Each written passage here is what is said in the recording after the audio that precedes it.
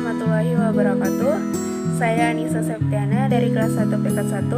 Di sini saya akan mempresentasikan tentang manajer dan lingkungan eksternal organisasi di mata kuliah pengantar manajemen. Seorang manajer dalam menjalankan roda organisasi harus selalu memperhatikan keadaan lingkungan sekitar organisasi tersebut. Lingkungan tersebut meliputi lingkungan eksternal dan lingkungan internal.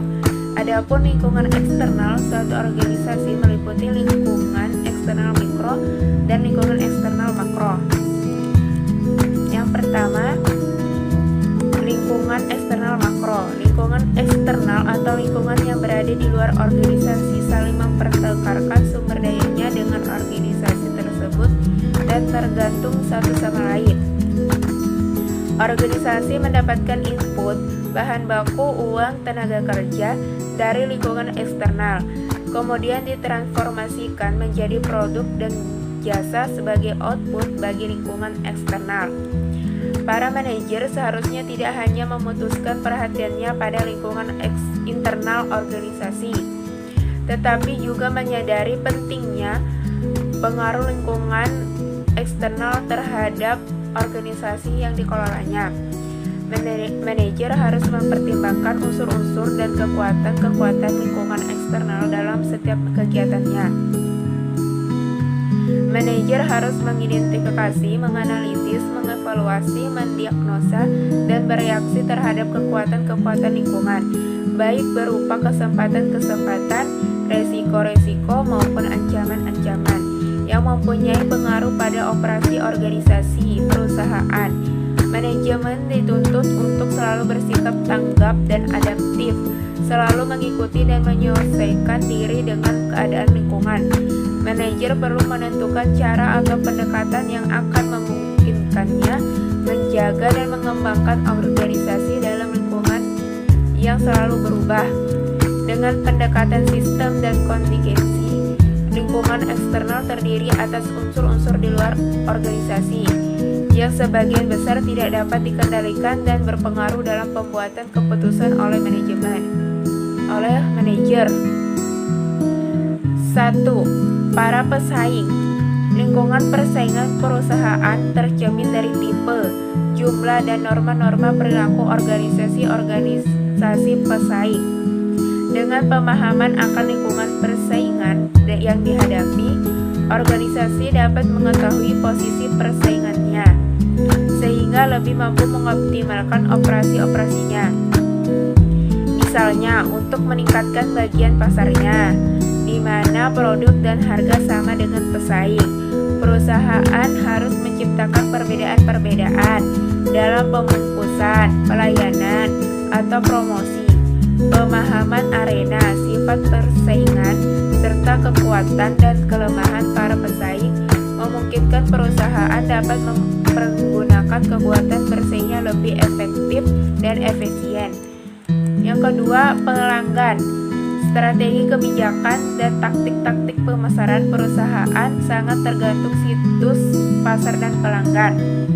Biasanya manajer pemasaran menganalisis profil pelanggan sekarang dan potensial serta kondisi pasar dan mengarahkan kegiatan-kegiatan pemasaran perusahaan berdasarkan hasil analisis tersebut. Yang ketiga, pasar tenaga kerja.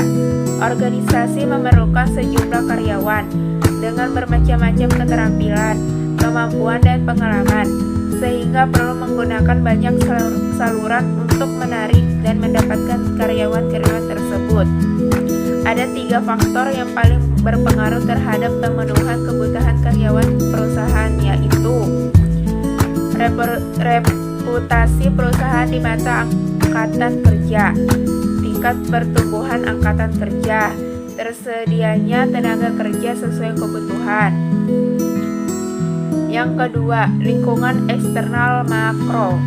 Lingkungan eksternal makro yaitu lingkungan yang mempunyai pengaruh tidak langsung. Masing-masing anggota dunia usaha memiliki perbedaan dalam memberikan faktor-faktor secara konkret dapat dimasukkan ke dalam lingkungan eksternal makro atau mikro. Hal ini disebabkan oleh sifat menjenguk kegiatan dunia usaha. Oleh karena itu, pertimbangan pemilihan faktor eksternal makro dan mikro dilakukan secara umum. Ada 5 hal yang tercakup dalam lingkungan eksternal makro, yaitu 1. Ekonomi.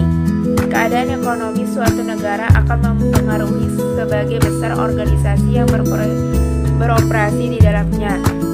Pada suatu keadaan perekonomian yang sedang tumbuh, secara umum kemampuan daya beli masyarakat untuk membeli suatu produk atau jasa meningkat.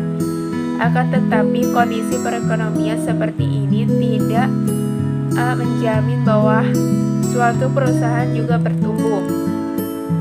Hanya menyediakan lingkungan yang mendorong terjadi pertumbuhan usaha. Dalam keadaan perekonomian yang lesu, daya beli masyarakat yang menurun membuat pertumbuhan usaha menjadi sulit, sehingga para manajer perusahaan harus selalu mengantisipasi variabel-variabel ekonomi seperti kecenderungan inflasi, tingkat suku bunga, kebijakan fiskal dan moneter, dan harga-harga yang ditetapkan oleh pesaing. 2. Teknologi. Teknologi adalah pengetahuan, peralatan, dan teknik yang digunakan untuk mengubah bentuk masuknya input menjadi keluar output, sehingga perubahan dalam teknologi dapat membantu perusahaan menyediakan produk yang lebih baik atau menghasilkan produknya dengan lebih efisien. Yang ketiga, politik hukum. Komponen politik atau hukum adalah undang-undang, peraturan, dan keputusan pemerintah yang mengatur perilaku usaha. Komponen politik atau hukum ini dalam suatu periode waktu tertentu akan menentukan operasi perusahaan, sehingga manajer tidak memungkinkan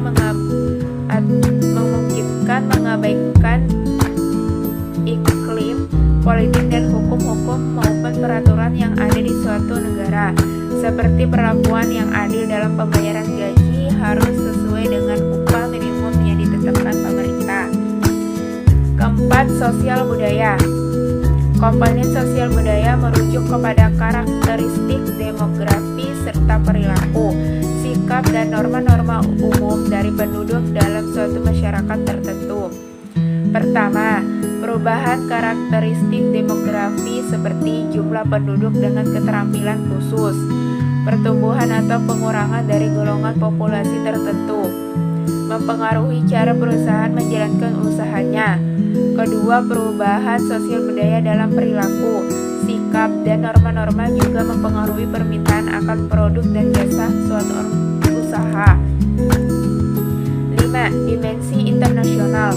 Komponen internasional dalam lingkungan eksternal juga menyajikan kesempatan-kesempatan dan tantangan-tantangan, serta mempunyai potensi menjadi faktor yang berpengaruh langsung pada operasi perusahaan. Kekuatan-kekuatan internasional ini berpengaruh melalui perkembangan politik dunia, ketergantungan ekonomi, penularan nilai-nilai dan sikap hidup, serta transfer teknologi. Sekian dari presentasi saya, kurang dan lebihnya mohon dimaafkan. Wassalamualaikum warahmatullahi wabarakatuh.